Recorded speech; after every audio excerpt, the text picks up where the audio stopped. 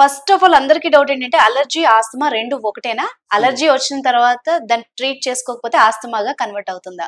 Allergy అంటే శరీర తత్వం, డస్ట్ కావచ్చు, ఫుడ్ కావచ్చు, పోలెన్స్ కావచ్చు, ఏదైనా కావచ్చు. ఈ ప్రకృతిలో మనకి ఏదో ఒకటి సరిపడదు. అప్పుడు ఏమైతుంది, బాడీలో ఒకలాంటి ఫైటింగ్ జరుగుతుంది. యాంటీ ఐజీఈ యాంటీబాడీస్ అని ఉంటాయి ఒకటి. ఓకే. ఈ యాంటీ ఐజీ యాంటీబాడీస్ మీద ఈ పోలెన్స్ కానీ ఈ డస్ట్ మైట్స్ కానీ ఎంటర్ అయినప్పుడు అప్పుడు ఈ యొక్క ప్రక్రియ మొదలవుతుంది.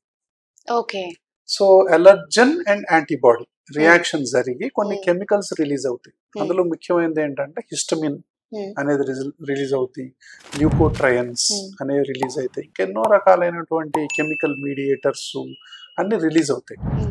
రిలీజ్ అయిన తర్వాత వీటి యొక్క ఎండ్ ఆర్గాన్స్, దాని యొక్క ప్రభావం ఎక్కడ కనిపిస్తుంది అంటే ముక్కు, విపరీతంగా తుమ్ములు రావటం, ముక్కు కారుతా ఉంటుంది. చూడండి, మనం ఏదైనా డస్ట్ ఎక్స్పోజ్ అవ్వగానే ఎన్ని తుమ్ములు వస్తాయి, ఎంత నీరు కారుతుంది వెంటనే. ఇదంతా అలర్జీ. కళ్ళల్లో కొంతమందికి కళ్ళల్లో దురద ఉంటుంది,